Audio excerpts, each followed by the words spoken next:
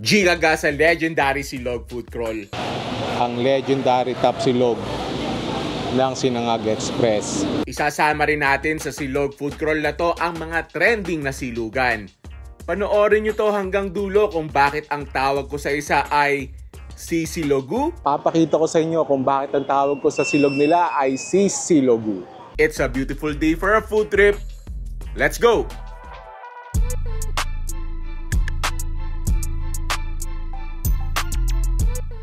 Dine na tayo sa OG Pork Silog dine sa South sa Binyan, ang Tudings Original Pork Chop House since 1985 yan. Ayan, ito yung dining area nila. Maraming tables, maraming upuan. Yan, order ka doon, tapos bibigyan ka ng buzzer. Pag nag-buzz, kunin mo na at ari na. At ari na ang Tudings Pork Silog Pork Chop. Ang bango, sinangag, and a beautifully cooked egg. Ari na ako, last na kain ko ng Tudings probably around 8 years ago. Ganun nakatagal. And looking at it right now, parang wala naman nagbago. Siguro numipis ng konti and nagmahal, 119 pesos na siya. Pero yung rice na kilalang kilala siya na buhaghag, nandyan pa rin. And yung beautiful color ng pork chop, ganyan pa rin. Mukhang malambot. At yung amoy niya and yung magandang luto ng itlog nandun pa rin. Yan. So bago yan, gagawa ka muna ng malupitang sausawan. So are, yung spicy vinegar, lalagyan ng chili powder. And ang ginagawa ng ibang taga Binyan, nilalagyan ng ketchup din sa tabi. Yan.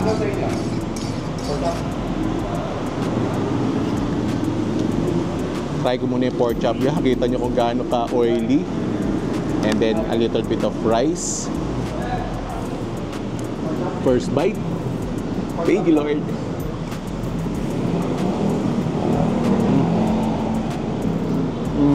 Malambot na pork chop. Salty. Nakakagat mo pa nga ibang salt. Really flavorful. Amazing with the fried rice. Tapos ari daw, magkikita kasi kami ni Chef Harvey mamaya. Nag-vlog siya dito na isang araw. Ari daw, ibababad mo para ma-absorb yung talaga yung sausawan. Yan, lagyan na natin yung suka niya. Yan. Spicy vinegar, made spicier by the chili powder. A little sweetness from the ketchup. Nice. And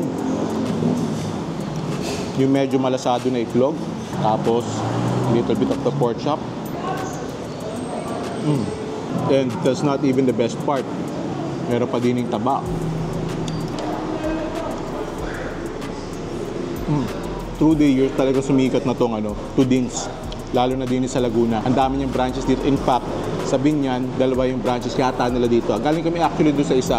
Kaso ubos na daw yung pork chop nila. Kaya dito kami sa branch na to. Well loved by the locals. Dinadayo din ng mga turista. And comparing to doon sa nakain ko mga 8 years ago, consistent siya sa lasa, saka sa quality. Not sure about sa other branches, pero dito, sa branch nila dito, consistent, panalo. Kaya ang tawag ko din ay Sisilogu. Bigat ang silog ay sinangag itlog. Dito naman tayo sa isa pang legendary name sa pork silog dine sa Laguna, ang Atoy's Pork Chop. Sarap din ng pork silog dine. Ang branch na rin, tapatan laang may katapatan na Tudings, pero sa ibang branch tayo ng Tudings nagpunta kanina. Excited na ulit tayo mag-Atoy's. Yan, na rin na ang Atoy's Pork Chop. Bagong luto din, no? Tapos may din yan, may fried rice, saka egg. Yung kulay ng Atoy's medyo darker kumpara sa Tudings, pero panalo din ang lasa niya. Yan, aray na ang Atoy's Pork Chop. Actually, kaka-Atoy's ko lang nung nag-South Manila food crawl ako, parang mga 2 months ago. Pero, na-miss ko ulit. Saka syempre, Silog food crawl kasama dapat ang Atoy's. Kung kita nyo yun, ang lambot, oh. Yan. First bite. Thank you, Lord.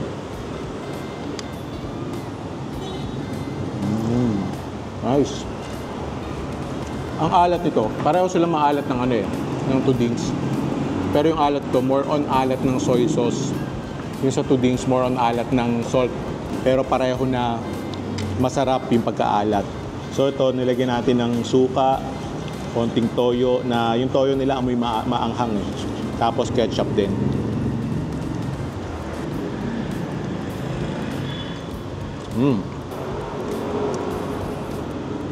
Tapos dito mas malasado yung itlog niya.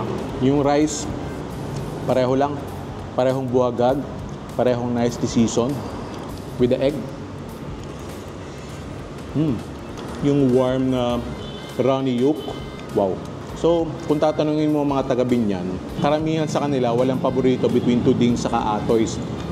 Marami sa kanila sasabihin, minsan nagtutuding sila, minsan nag-aatoys, kung ano man panalo sila. Hindi magsasawa sa pork silog. Pero ito, must try. Kung mahilig kayo sa silog, try nyo din sa atoys. Pero ikaw ba, ano mas gusto mo, tudings o atoys? Let me know in the comments. Make sure try nyo pareho. Solid stop sa ating Silog Food Crawl. See you sa next one. Are, isa pang sikat na pangalan when it comes to silog. Specifically top silog. Ang Sinangag Express. Yan. Dati nung malimit pa kami lumuwas, lagi kami nakain din dahil marapit na rin sa bahay ni na Aisha. Are, paboritong stopover na mga galing sa inom. Di kakain. Na-miss ko rin. Parang last na kain ko din mga 2 years ago.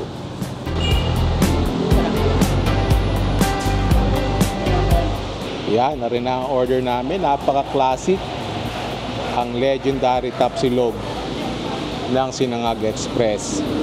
Parang hindi nagbabago yung itsura ng tapa o sana yung lasa gayon pa rin. Tapos yung sinangag nila na margarine. And then yung itlog. Tapos aring liem silog. Masarap din yan.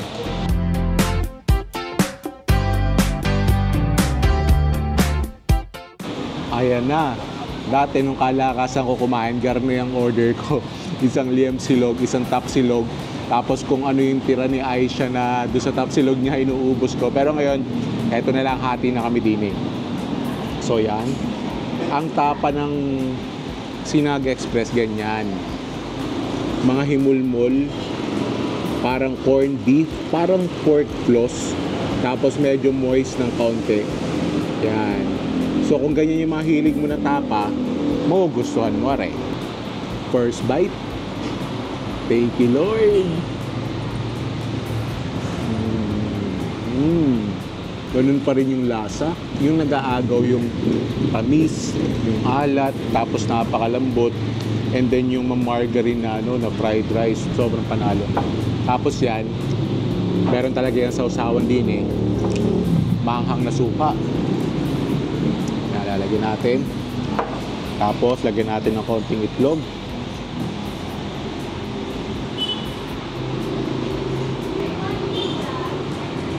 Sarap with suka. Ano laging pinapartner ko dyan yung liem silog. Yan. Napaka-tender. Really salty. Tapos peppery. Again, sarap with suka. Yung ano talaga dito eh, yung combo talaga. Bukod sa masasarap na mga ulam, in this case yung tapa sa liempo, yung papartner mo ng margarine nila na fried rice. Tapos malasadong itlog. Kaya talagang we should be talking more about Sinangag Express when it comes to legendary silogs. Kailangan kasama sa conversation to. Tapos ito talagang suka. Ako yung sinasabaw ko yan doon sa nila, sa fried rice nila. Alam ko karamihan ng branches nila dito sa South eh. BF Homes, ito Better Living. Sa Makati alam ko may mga branches din sila eh. Meron ba malapit sa inyo na Sinangag Express? Let me know in the comments. Solid stop sa ating Silog Food Crawl. See you sa next one. Ari na ang trending silugan sa Maseda. Yan look at that chicken. Narito tayo sa isa sa pinakasikat na pangalan pagdating sa mga silog. Ay, kita nyo ang taong yan. Hindi pa dinner time, pero punong-puno na. Isa pang legendary name when it comes to silog na trending na rin.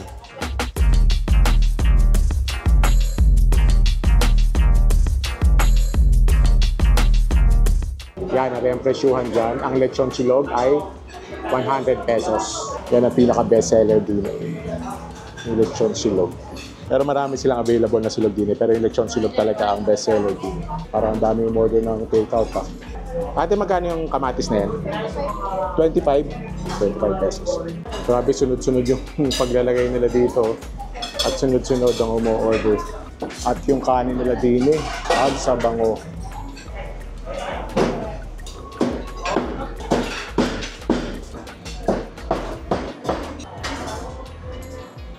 Ari na ang famous lechon silog ng Chades. Yeah, kita nyo.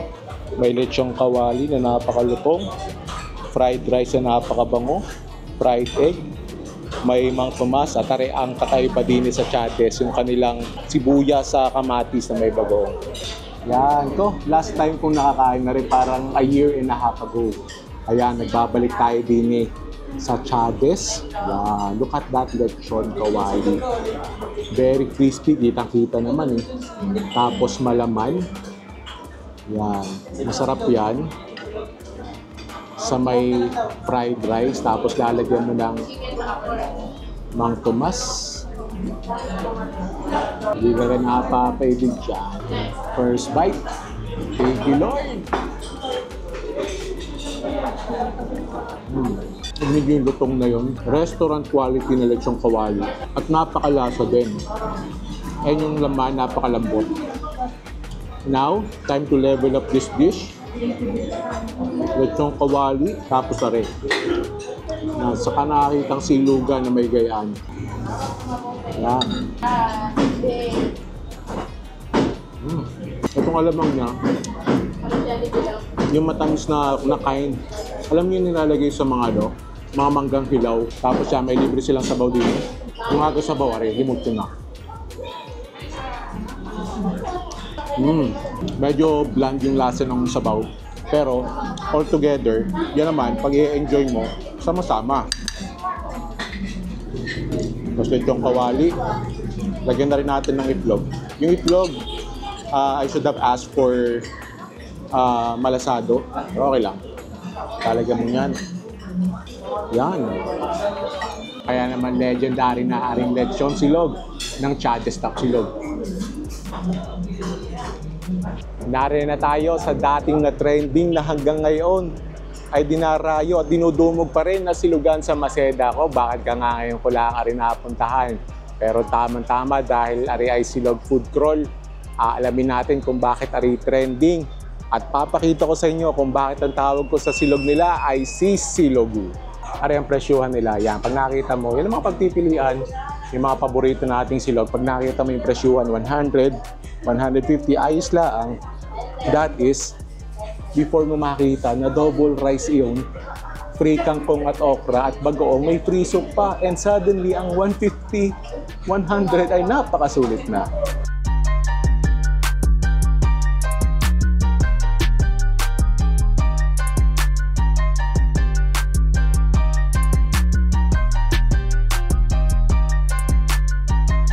Ayan, ready na to. Kita nyo, ang lalaki Tapos rin naman ang kakaiba sa silugan na rin. May libreng kulay. Balance tayo. Pag garni ginigis ang bawang, garning itsura at garni ang amoy, alam mo na magiging masarap ang sangag na rin. Yan, rin pork chop. Yan. Yung. Grabe yung bango. Alam mo nang magiging malasa to Alam mo magiging malutong. Yung fried rice nila may toyo. Kaya malasa yan.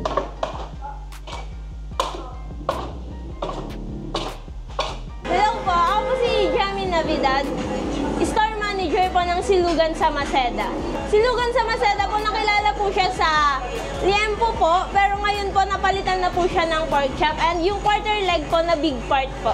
Silugan sa Maceda po, nag-start po siya ng August 2, 2023.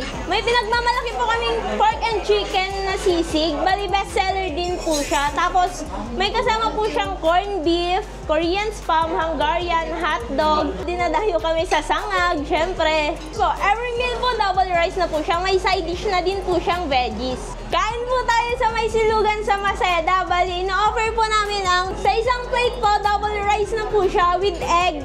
Ito po yung chicken namin with veggies and okra na din po. Yun lang po. Thank you po. Yan, narin ang order namin. Aba, ay double rice nga. Sa lahat daw, kaya sadya ang serving ng rice. Mga vlogger, mga normal customer, ganyan talaga. Dito ko naman yung mga sinerve nila sa iba. Ganyan din talaga karami ang kanin. Solve na solve ko na nga naman dyan.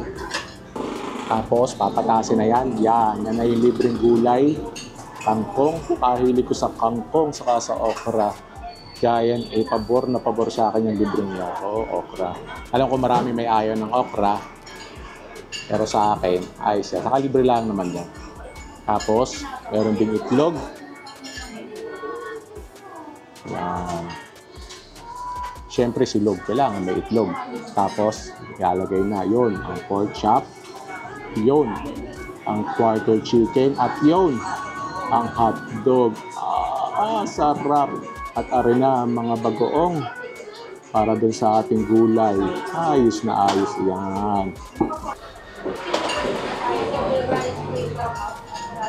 Arena ang quarter chicken. Yan. Ang commitment nila ay gayaan sadya ang serving niyan. Ari naman yung pork chop, laki din Yan, sayang wala na yung liempo nila pero ang laki din naman yung pork chop nila. Tapos meron din silang pansit at ari naman ang hotdog nila. Tender juicy yan, jumbo. Yan, may sisig din sila. At yan, may corned beef din sila. Grabe din ang serving. Ari na, ang trending silugan sa Maceda. Yan look at that chicken. Kaya ang tawag ko din ay sisilog ko. Bigat ang silog ay sinangag itlog. Sisi dahil dalawang serving na sinangag. Log dahil itlog. Tapos gu dahil gulay. May libreng gulay. And syempre, aanhin mo ang silog. Masarap naman ang silog kahit sinangag lang at itlog. Pero pag may garneng mga ulam, tulad yan na rin quarter chicken na rin, ay pinam. Bango. And looks really crispy as well. Try na natin. First bite. Thank you, Lord.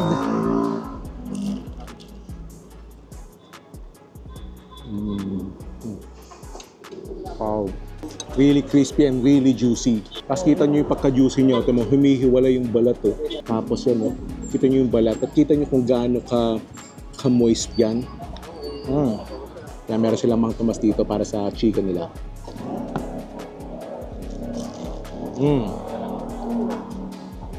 Try natin with the rice. Ang flavorful ng rice. Kasi bukod doon sa bawang talaga na ginisa, may toyo. Ito yung iba pang pampalasa. And dari yung kanilang pork chop.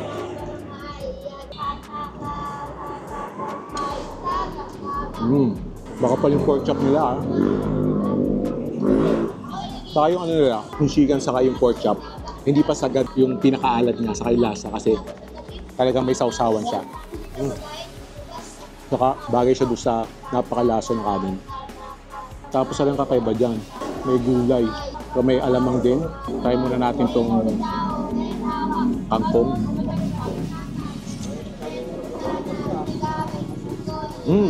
Yung alamang niya, manamis na miss. Bagay na bagay doon sa kangkong. Saka din sa okra. Again, ang pagsahili ko sa okra. Try na rin natin yung sisig nila.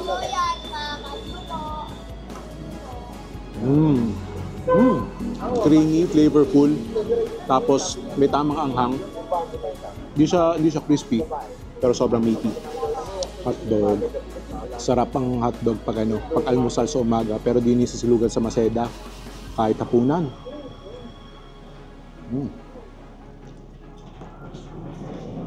Kasi nakuha ng silugan sa Maceda yung yung essence ng silog. Yung masarap na sinangag, yung itlog, basic naman yan. Tapos masarap na ulam. Marami kang pagpipilian na ulam, tulad na rin. Corned beef nila. Yung corned beef nila, marami din patatas. So kung naghahanap ka ng talaga kasi marami naman yung pinaka-corned beef mismo. Tapos ang dami din ng patatas. Isama mo doon sa double serving ng rice. Ay, pag hindi ang gutom mo, kinabukasan na ng tanghali. Meron doon silang pansit din Nakikita ko niluluto rin kanina So yung pansit nila, may pork slices, may mga gulay.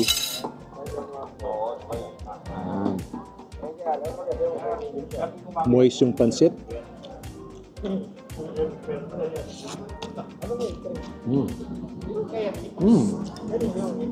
Masabaw at masarsa. Yun nga, kita nyo naman kung ano yung pinagkaiba nyo sa ibang silugan. Aray, hindi mo na kailangan mag-extra rice, double rice na, tapos may gulay ka pa sa presyo na 100, 150. Saan ka nakatala noon? Di nila ang sa silugan sa Maceda. Imagine mo, estudyante ka, so malapit ka sa ano eh, sa mga universities. Pagkatapos ng klase mo, bago ka umuwi ng dorm mo, hindi ka kakain, hindi ka solve na. Or empleyado ka, galing ka sa opisina, galing ka sa trabaho, ikay pagod. Ayaw mo nang magluto pag uwi mo. Kain ka na din, tapos mag-take out ka pa para sa pamilya mo.